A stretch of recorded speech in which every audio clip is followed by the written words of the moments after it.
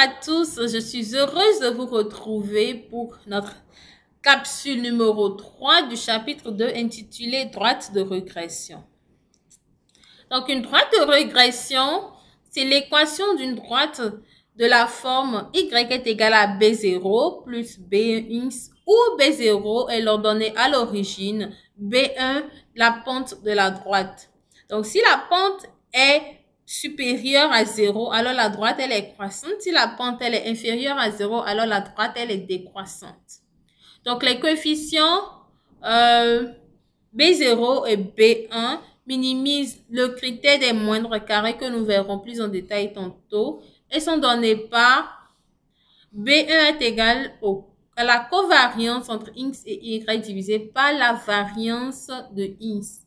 Et B0 est égal à la moyenne de y moins B1 multiplié par la moyenne de x. D'accord? Donc, pour une petite illustration, on reprend l'exemple où x est le nombre d'années et y le bénéfice annuel d'une entreprise.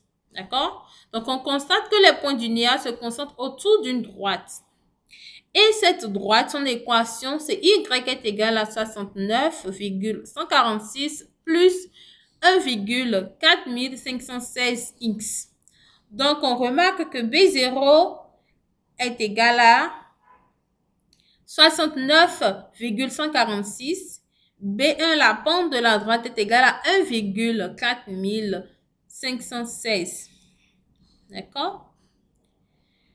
Donc, la droite de régression est la droite qui ajuste au mieux le nuage de points qui représente la distribution de deux caractères étudiés dans le sens des moindres carrés.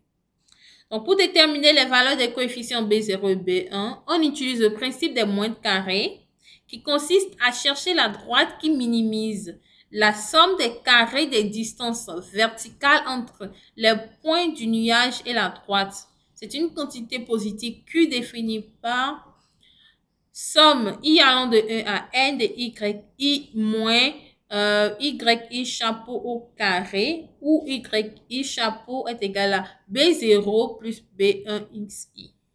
D'accord? Donc, on a une petite remarque. C'est que la droite de régression permet de faire des prédictions de yi réalisées au moyen de la variable x et de la droite de régression par la formule yi étoile est égal à b0 plus b1xi. D'accord? Donc, on a fait un petit exemple avec notre illustration qui continue. On veut estimer qu'au bout de 100 années de vie de l'entreprise, le bénéfice que l'entreprise fera. Donc, il faudra remplacer x par 100.